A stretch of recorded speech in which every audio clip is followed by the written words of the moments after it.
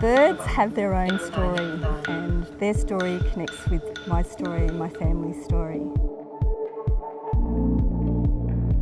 In that community, we all grew up with this story of the creation of the black cockatoo, the yellow-tailed black cockatoo.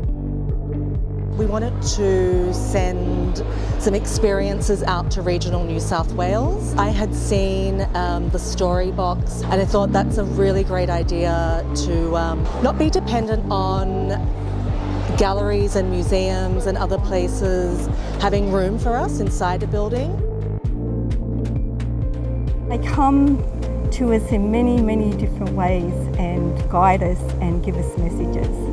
He's got a big story to him.